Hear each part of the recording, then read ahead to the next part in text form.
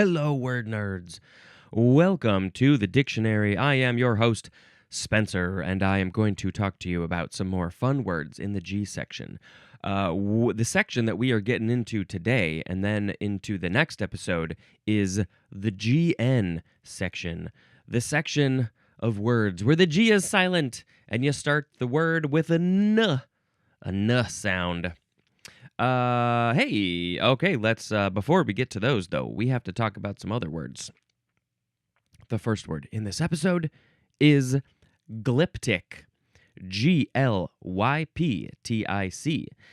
Now, what did we have? We had some glyco. No, this is not glyco. This is glyp. Glyptic is a noun from circa 1818. It is the art or process of carving or engraving, especially on gems. Now, this goes to the word glyph.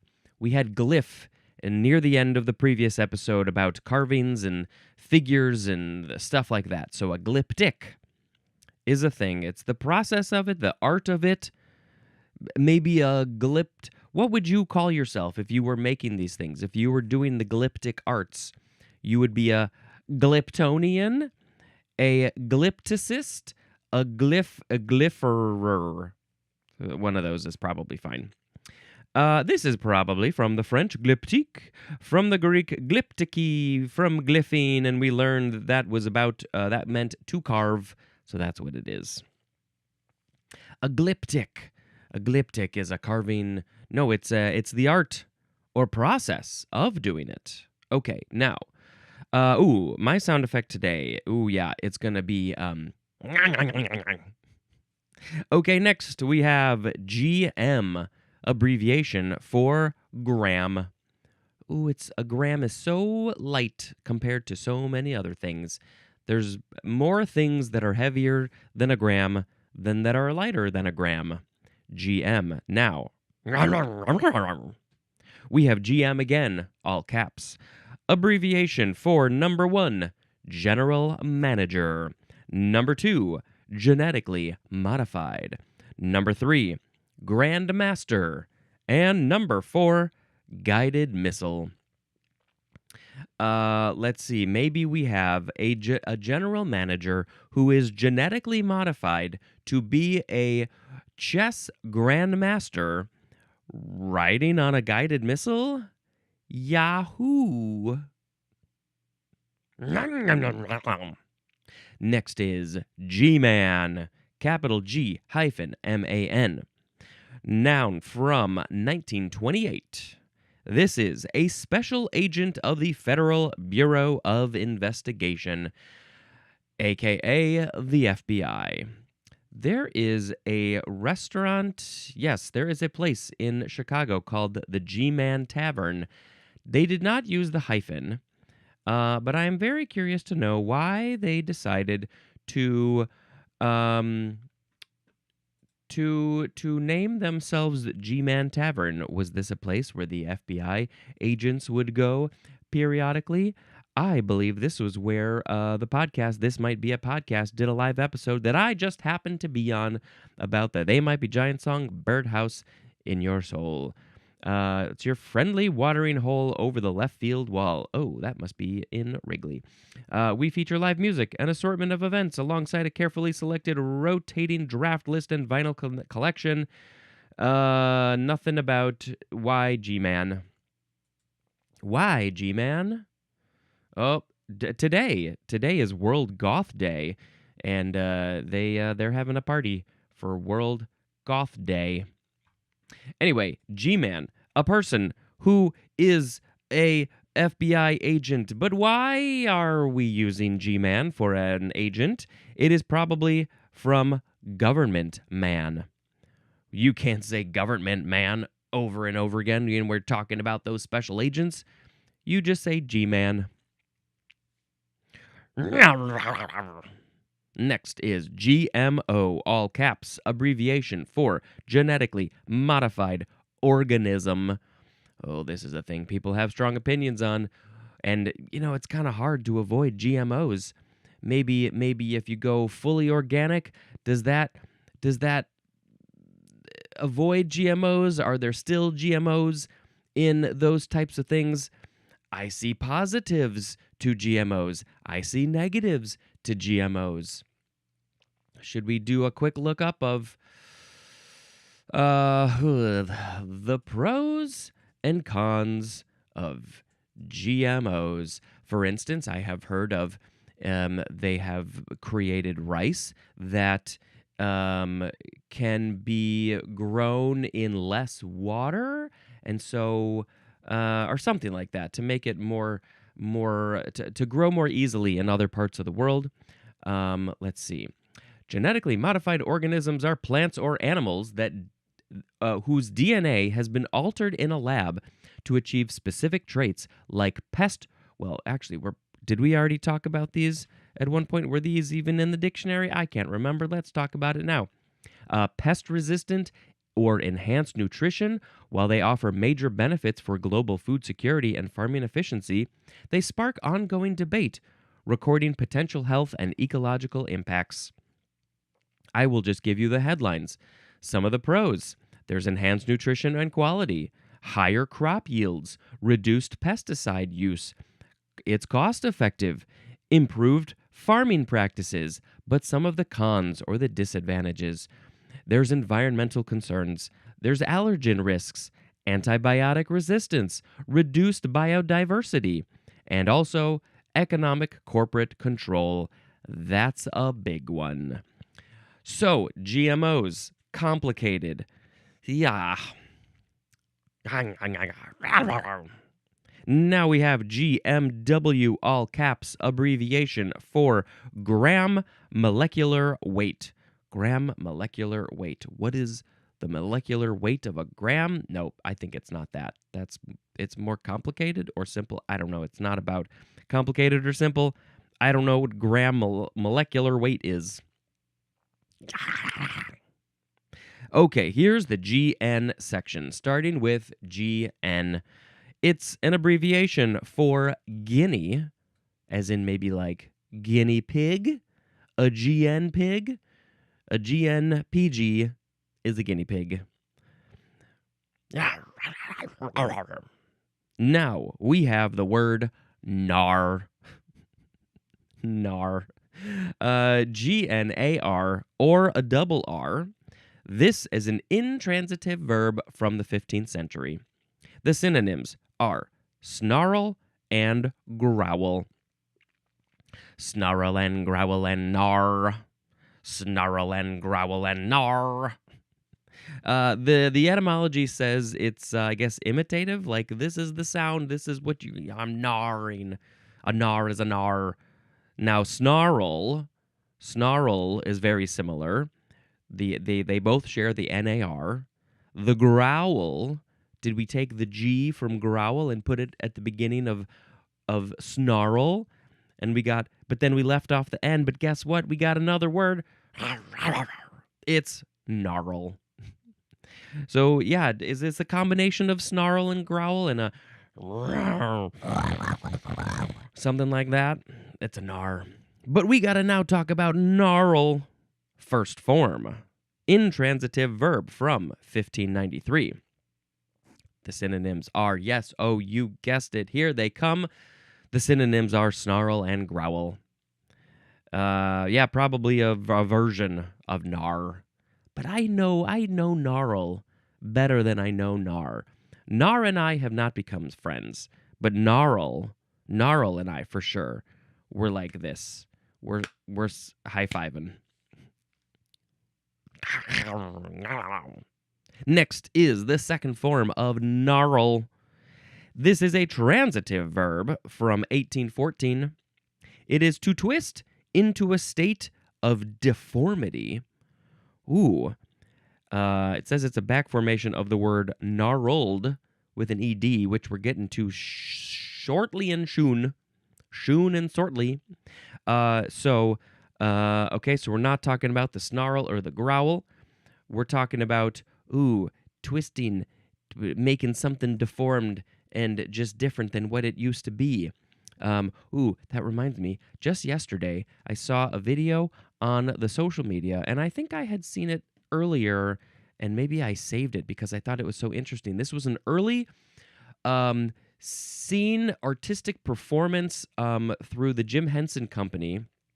Must have been in the 70s, where people had uh, like a mask, but it was just clay, and then it was they would like move it around and create these faces out of the clay, but they couldn't really see what they were doing.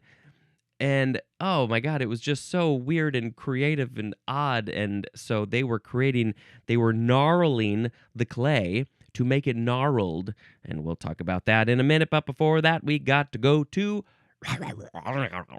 the third form of gnarl. Noun from 1805. It is a hard protuberance with twisted grain on a tree. It's a thing sticking off a tree. And it's maybe twisted, or the grain is twisted. Let's look up a picture. Maybe we need to post a picture on the social media of a gnarl on a tree. That's what I'm typing. Gnarl on a tree. Oh, yeah. There's other names for these, I think. Oh, yes, a burl or a knot. A burl or a knot. It is a rough, knotty protuberance or swelling on a tree's trunk or branches. Now, sometimes I think these are perfectly fine. But sometimes maybe they're not. Let's see. Causes of a tree gnarl. There's biological stress. Burls, I'm going to call them gnarls. Gnarls frequently develop in response to injury, infection, fungi, or insect infestations. There's also disturbed growth. They are a reaction to disturbed growth hormones, similar to scar tissue, allowing the tree to continue living a long life, despite the anomaly. Yes. Oh, yes. Gall. That was a word that we were talking about before. And these are so fascinating. There's all these different weird kind of shapes and stuff. Oh, this one's got so many around its trunk, and this one's just got a big, there's lots of stuff. We got to call them gnarls because it's also a fun word to say. Now.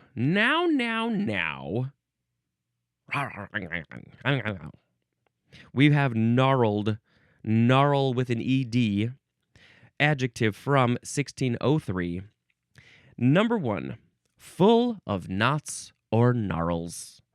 The synonym is knotty with a KN, as in gnarled hands. Oh, when I get very, very old and I live to 300 years old, my hands will probably be gnarled. They're going to be all bumpy, and my fingers are going to be going in all different types of directions. I won't be able to give a high five anymore. I won't be able to make a fist. I'm going to be like, look at these gnarled hands. Yowzers. And then we have number 2. Crabbed in disposition, aspect, or character. Crabbed? Is that what it says? What does even that mean? So if we backtrack a little bit to the verb gnarl, the second form, to twist into a state of deformity, you could say that the tree is gnarling as it is growing over probably many, many years and decades. It's gnarling as it is growing a gnarl. What is crabbed? Crabbed? Here's crabbed, marked by a forbidding moroseness, difficult to read or understand. Let's see. Gnarled, crabbed in disposition. I think it's just like you're morose, you're crabby probably. The synonym is sullen. Difficult to read or understand. So you could be a person who is gnarled, maybe not physically gnarled, but emotionally, and so you should work on that if you feel like it. Whatever you got to do, what you got to do. This etymology says it's probably an alternative of the word knurled, knurled, knurled. I wonder if that's related to knot, like a knot in a tree with a K and an N and an O and a T. And so we've got knot and knurled and gnarled, and both knurled and gnarled, they both have a consonant that is silent for some reason. Okay, now, hey, let's move on to. Oh, this one's way more fun. Ow, ow, ooh, I chomped on my teeth a little hard. We have gnarly. Gnarly. Adjective from 1773. Number 1, the synonym is gnarled. Maybe when my hands are gnarled, I'll be like, look at those gnarly hands. Those hands are so gnarly. Number 2, this is slang. We've got some sub-definitions. 2A, the synonyms are difficult and hairy. As in, skidded around gnarly hairpin turns. That's a quote from Austin Murphy. Austin Murphy was probably talking about skateboarding. I'm just going to assume that that's what they were talking about. They were using their skateboard skills to skid around gnarly hairpin turns. That's such a tight turn. Could have been driving to, could be other things. Maybe biking. Maybe extreme biking. But I'm going to assume skateboarding. Difficult hairpin turns. Hairy, not in a, oh, there's all this hair on my head. This hairpin turn has lots of hairs, although that's complicated. That's confusing because hairpin and hairy, I think it's just like, oh, that's hard. It's weird. It's complicated. How am I going to do that on my skateboard? I got to do this gnarly turn. And then 2B, the synonyms are bad and nasty, as in, had some pretty gnarly karma coming. Oh, that's a quote from Drew Barrymore. I know who Drew Barrymore is. Congratulations, Drew Barrymore. You got a quote in the dictionary. That's my dream.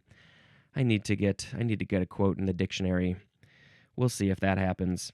Had some pretty gnarly karma coming. I think I need to look up this quote. Had some pretty gnarly karma. Oh boy, where are the letters? Karma.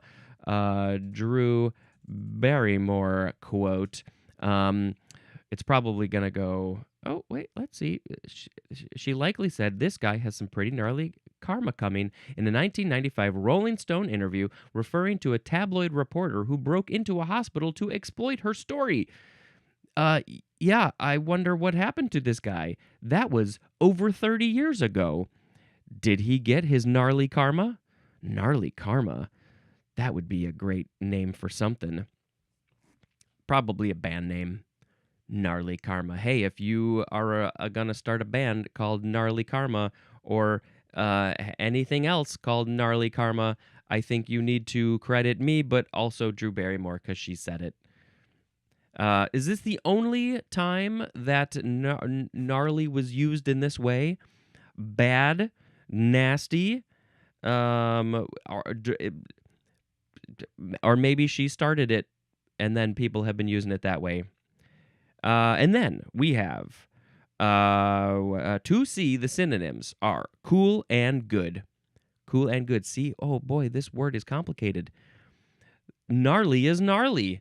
It can be cool or good or bad or nasty or just difficult, like hairpin turns. This is the gnarliest podcast because it's pretty gnarly and also very gnarly. All right, no more etymology. It's interesting, though, to think that this really went from, like, the gnarls of a tree, the gnarls of your hand, to this slang usage. It's just so, like, what happened? How did it become slangy like that? Was Austin Murphy the first one to use gnarly in this slang way? I don't know. If anybody has any information or also just some fun fake ideas, I would like to know what you have to think. You can contact me. That information is, of course, in the show notes. Gnarly. Hey, let's move on to... It's gnash. Verb, transitive verb from the 15th century. To strike or grind together, and the thing or the things that you might be striking or grinding together are your teeth. Now, I will not give you an example of grinding the teeth together. If you do gnash your teeth while you sleep, you might want to get one of those mouth protectors, one of them teeth protectors, one of them things you stick up in your mouth and stop you from gnashing so much. I think I clench. I don't know if I grind. But the dentist was like, there's some things in your mouth that are like, nah, making me think that you're probably clenching while you sleep. So you should probably get one of these mouth protectors. Here, let me scan your mouth, and then I'm going to make a model out of it, and then you're going to get it. And I have the model. I just have this sitting over here. These are my teeth. So look, I can fake gnash the teeth. I can gnash them and then go chomp chomp. These teeth are gnashing. I shouldn't do it with my real teeth because that's the only set I got, and I don't want to get one of them fake sets. Okay, take care of your teeth. Now, gnash is also a noun, and it's probably from Middle English nasten. Don't know what that means, but try not to gnash your teeth. Next, we have gnat. Of course, it starts with a G. Noun from before the 12th century. Any of various small, usually biting, dipteran flies. These things are so tiny. It's like, look, that's a gnat. Why, natty, that's an adjective. Why do we call them gnats? What's the etymology got to say? It's from the Old English night, akin to the Old English nagan. Now, did the Old English people also not pronounce the G at the beginning of these words? I'm going to assume yes. Nagan, that means to gnaw. And we're going to see gnaw soon in this episode. Whoa. It says that they're biting flies. They bite. But the thing is, there are many things out there in the world that bite. Virtually anything that has a mouth, I would say, probably bites. If they're not biting another living thing, they're biting something to eat, probably. Some things like to bite for fun. Like my cat likes to bite me a little bit, just gently. She knows to not to bite too hard. Even plants. Some plants, you could say, bite, maybe like a Venus flytrap or something. Now, granted, it's a little bit of a different process, but still. So biting, gnawing, and then, so why did these tiny little flies, who may technically bite you, but is probably not going to have much of an effect compared to a crocodile, why did they get named after gnawing, the action of gnawing and biting? It's a funny one to me. I don't know if I've ever been bitten by a gnat. I think they're too tiny. They can't catch me. I'm the gingerbread man. Next, we have gnat catcher. Gnat catcher, one word. Noun from 1839. Any of a genus of several small North and South American insectivorous oscine birds. Ooh, it's a bird. Yeah, makes sense. Birds like to eat insects usually. So, the genus name is Polio... Ooh, that's a PT next to each other. Polioptila. Maybe that's what it is. And I would like to look at a picture. Let's go look at a picture. Look at a picture of a gnat catcher. I'm gonna guess it's small. Looks kind of small. I'm gonna say I don't have any context. I don't have it next to a banana to see. Oh wait, this one's on somebody's fingers, and yeah, looks pretty small. You could probably hold it in your hand pretty easily. It's a gnat catcher. This one looks very angry. It's like, ooh, I see that gnat. I'm gonna get that gnat. How do you catch that gnat? I'm bigger and faster than you. I'm not you try to bite me, gnat, but I'm gonna bite you. I'm gonna eat you whole. probably. All right, that's a gnat catcher. Now we're going to go on to gnathic. Gnathic. Also, nathel. Nathel with an A-L. Adjective from 1882. Of or relating to the jaw. The jaw, where the biting and the gnawing happens, more than likely. Yeah, this is from the Greek nathos, which means jaw. So that makes sense. Gnathic and nathel is related to your jaw. Oh, we just watched a show where somebody got hit in the face and they had to have their jaw wired shut to help heal. And so what they got some gnathic wires. I don't know of another way to use this word in that context. Yeah. Something about the jaw. Next, we have a suffix. The suffix is gnathous, Gnathous. Let's see. It means having a jaw or having such a jaw. So the prefix of the word that you are putting this at the end of, the word that you're putting this at the end of, would be describing the type of jaw that you have. And we have an example. Prognathous? What does that even mean? Jeez, give me an example that's more clear. Like, I don't know, big jaw. What even... I think I also need to look up examples with words with this suffix. Having such a jaw. What type of jaw? Round jaw, pointy jaw, chompy jaw. All right, let's find this word prognathous, because we need some understanding here.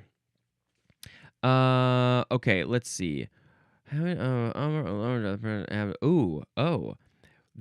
It's where the upper or lower jaw projects forward abnormally.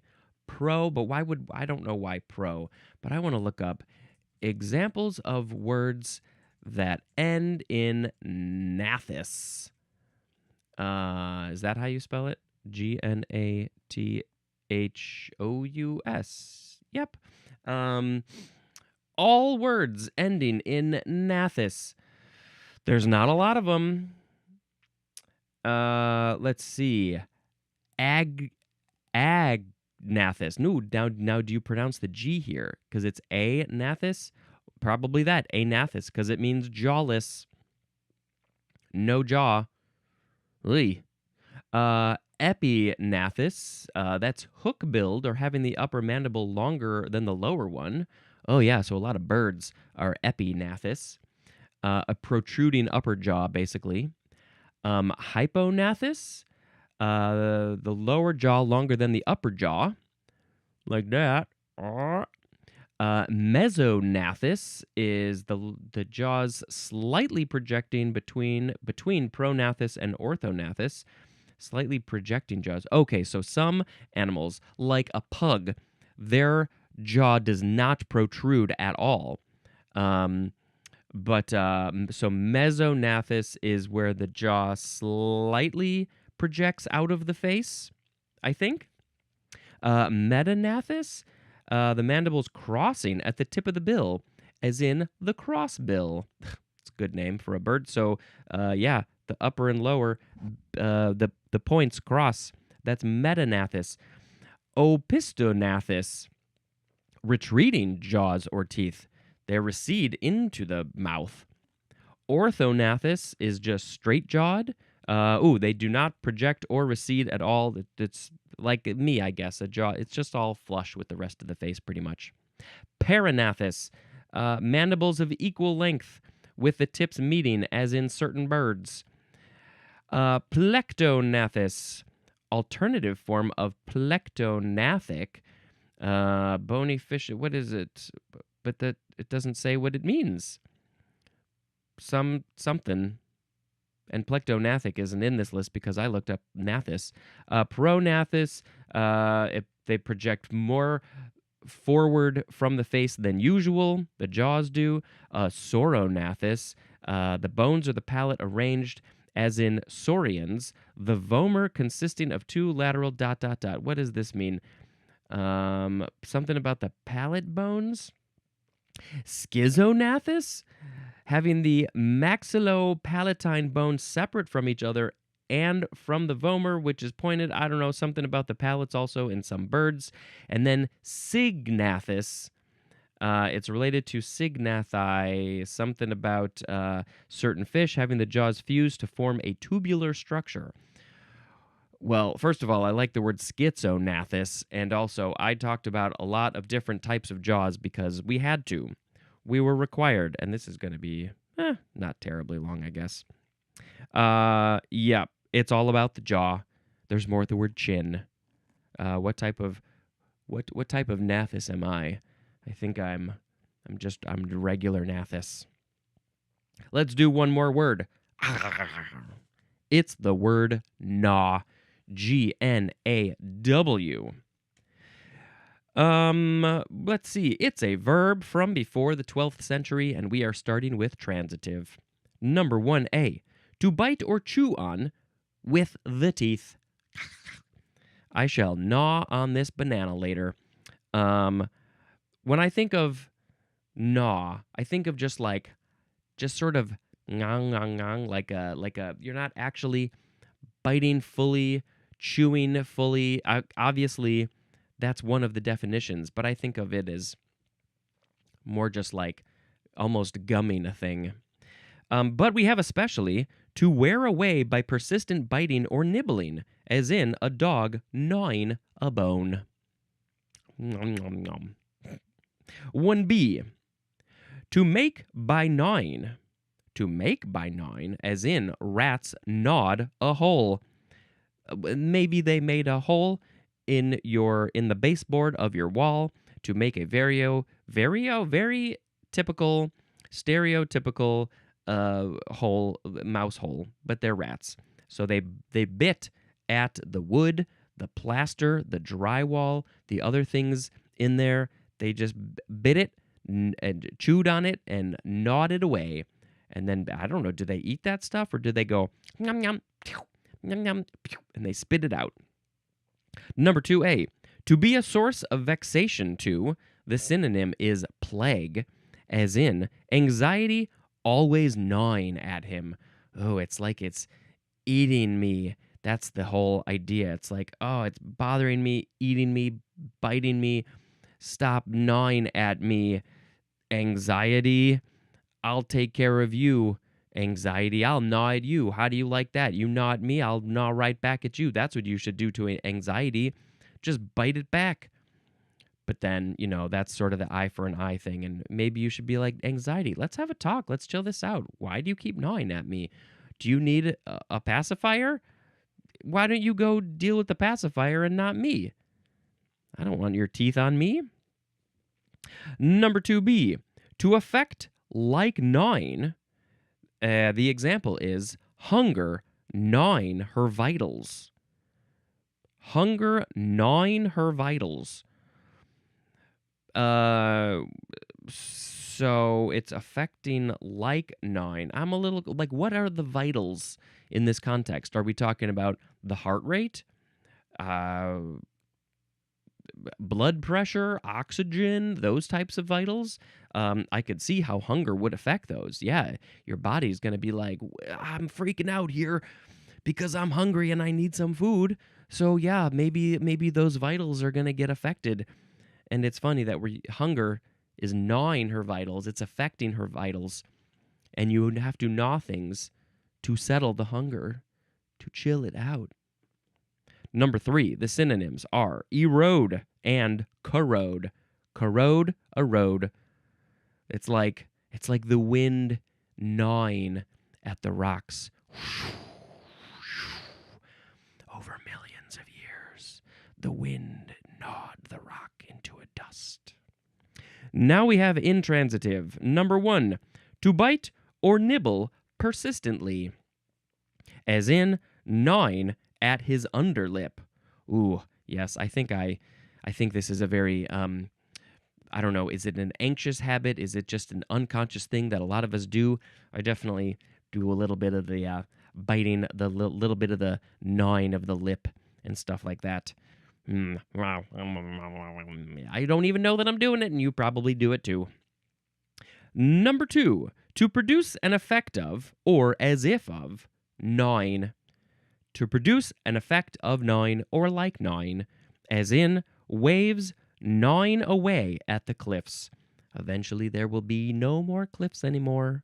Bye bye cliffs, or they're just going to gnaw away at the bottom of the cliff. There's more erosion happening here, and then the bottom is like, we can't hold up the top of the cliff anymore. And then the cliff is like, time to go into the water.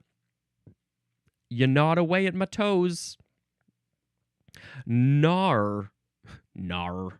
That's a noun. A gnar. Rar, rar, rar. I shall be a gnar when I gnaw the banana.